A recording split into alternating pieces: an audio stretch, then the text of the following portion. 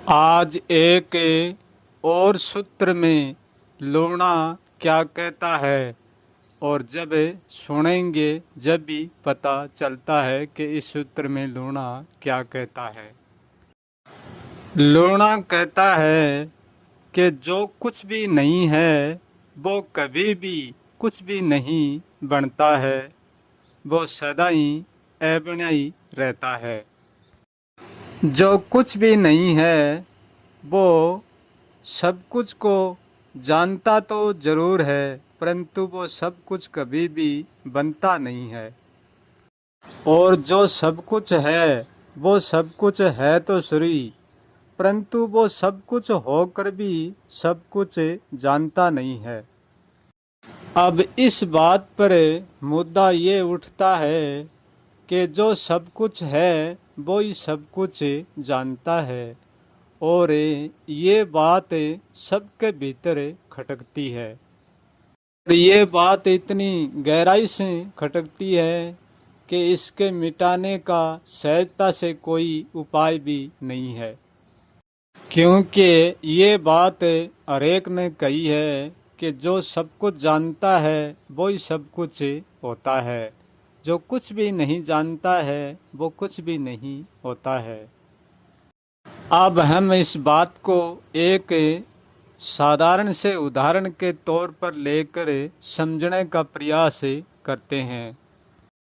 जैसे मान लो एक व्यक्ति है, वो मकान को भी जानता है और मकान को बनाना भी जानता है। जब व्यक्ति मकान को बना लेता है तो व्यक्ति अपने काम के लिए मकान को बनाता है, व्यक्ति खुद कभी मकान नहीं बनता है। हाँ, वो मकान में वास करता है, चाहे वो शरीर का मकान हो चाहे बाहर का मकान हो, पर वो स्वयं कभी भी मकान नहीं बनता है।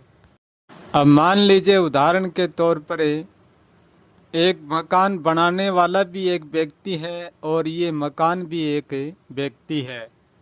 बनाने वाला व्यक्ति मकान को भी जानता है और खुद को भी जानता है। अब मकान बनना तो जानता है परंतु बनाना नहीं जानता है। ये भी नहीं जानता है कि मैं मकान हूँ।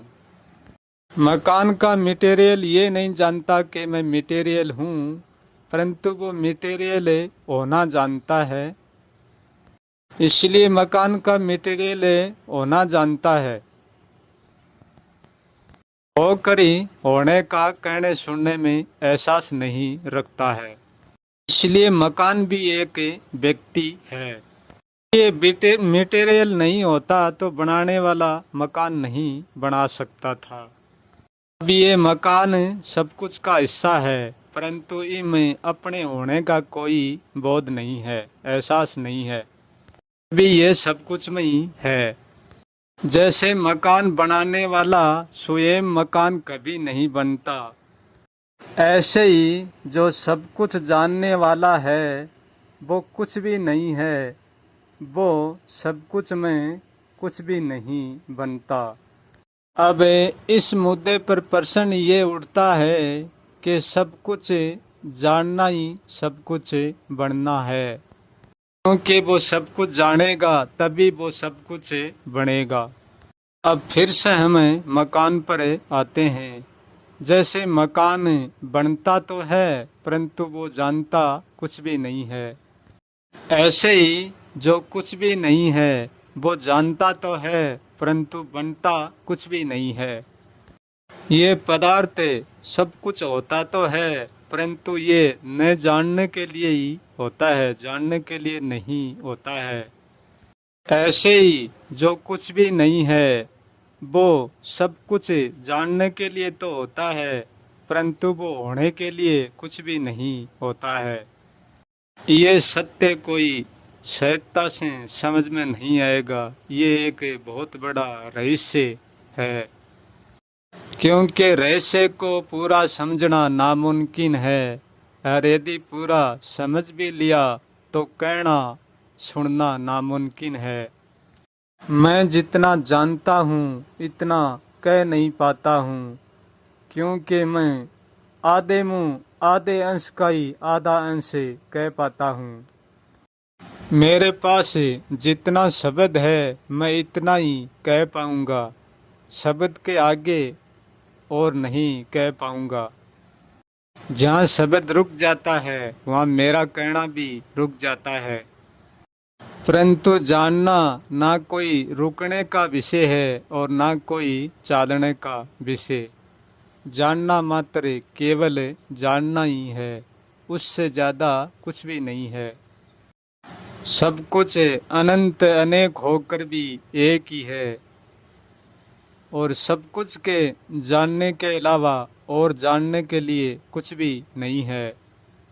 और हमारा शब्द वहाँ तक ही फैलता है जहाँ तक सब कुछ है।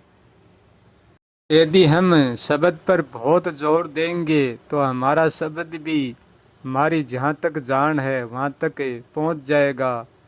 परंतु जब हमारी जान अजान में पहुँच जाएगी फिर हमारा शब्द नहीं पहुँच पाएगा। करता अजान में हम शब्द को लेकर कुछ भी नहीं कर सकते कि हमारा चेतन ही शब्द स्वरूप है। हम अजान में प्रवेश कर जाते हैं तो हमारा चेतन भी फिर गुम हो जाता है। जो कुछ भी नहीं है वो है तो श्री, परंतु वो कुछ भी बनता नहीं है, इसलिए वो कुछ भी नहीं है। उस पर चाहे कितना ही जोर लगा लो वो नाम एलाम रंग रूप में कभी भी नहीं बनता है। मैंने कुछ नहीं पर बनाने का हद से ज्यादा जोर लगा दिया फिर भी वो कुछ नहीं बना। जो कुछ भी नहीं है उसको सब कुछ बनाने पर मैंने बहुत जोर लगाया था, परंतु मैं उनको कुछ भी नहीं बना सका था। वो जैसा है वैसा का वैसा ही है। खूबी का असली सत्य यही है कि वो है कैसा भी नहीं। मैंने खुद को बनाने का बहुत जोर लगाया था, अनंत जोर लगाया था, फिर भी मैं खुद को कुछ भी नहीं बना पाया। मैं खुद को कुछ भी नहीं बना पाया, तभी तो मैं ये कहता हूँ कि मैं कुछ भी नहीं हूँ। जो भी मैं बनाता हूँ वो मेरा बन जाता है, मैं खुद उसमें कुछ भी नहीं बन सकता हूँ। जैसे बेटा बाप का बाप नहीं बन सकता, बेटे का बाप तो बन सकता है, परंतु बेटा बाप का बाप नहीं बन सकता था।